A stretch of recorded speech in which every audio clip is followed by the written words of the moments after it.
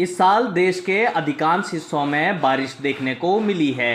हालांकि सबसे अधिक बारिश 13 से 15 सितंबर के बीच हुई है, जबकि पूरे मानसून के दौरान यह केवल स्थानीय स्तर पर रही है। मौसम विभाग के अनुसार इन 3 दिनों में औसतन 102 मिलीमीटर बारिश दर्ज की गई, जो कि सामान्य से अधिक थी। इसके अलावा हिमालयी क्षेत्र में बारिश के पैटर्न में भी बदलाव देखा गया है और मौसम में अचानक परिवर्तन हो रहे हैं। जो बारिश जून से जुलाई के महीनों में होनी चाहिए थी, वो अब सितंबर में हो रही है। इस बार उत्तराखंड पर बारिश का कहर विशेष रूप से अधिक रहा है।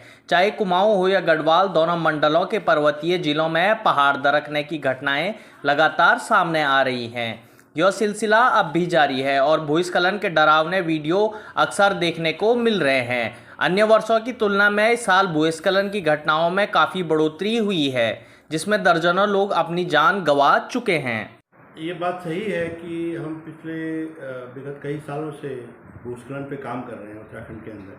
ख़ासतौर पे मैं पर्टिकुलरली 1985 से कर रहा हूँ और जो घटनाएं विगत 1-2 सालों में हमको, चाहे वो हिमाचल का हो चाहे उत्तराखंड का हो, ये कुछ ज़्यादा मात्रा में और बड़े इंटेंसिटी के साथ ये भूस्खलन देखने को मिला और उसके जो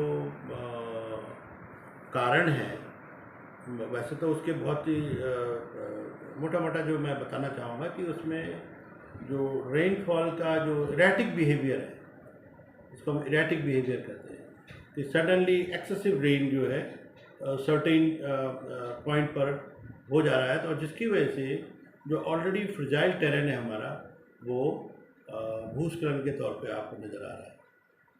क्लियर कट है, जिसको कि हर आदमी ऑब्जर्व कर रहा है कि ये ज़्यादातर जो मेजर भूस्खलन आपको मीडिया के माध्यम से आपको दिखाई देते हैं, वो रोड सेक्शन में ज़्यादा दिखाई देते हैं। यानी कि आपने कहीं ना कहीं की जो हमारे पहाड़ी ढाल है उनको काटा है, और जब पहाड़ी ढाल का जो अपना नेचुरल स्लोप है उसको डिस्टर्ब करेंगे तो वो उसका जो एंगल ऑफ रिपोज है वो चेंज होएगा, और उसकी वजह से जो ओवरबर्डन मास है, जो लैंडस्लाइड जो मटेरियल है स्लाइड से ऊपर का या रोड से ऊपर का, उसमें जब वाटर परकुलेट करेगा तो वो एक्सेस लोड और हैवी वाटर प्रेसिपिटेशन के कारण वो जिसको हम बोलते हैं ना कोर वाटर प्रेशर, पानी का दाब, आंतरिक दाब उत्पन्न होता है, और उसके ऊपर जो लोड है जो उसको बाहर धकेलने का काम करता है या डाउन स्लोप में धकेलने का काम करता है, वो एक फैक्टर है। तो ये एक तो इम्पॉर्टेंट फैक्टर ये है इसमें।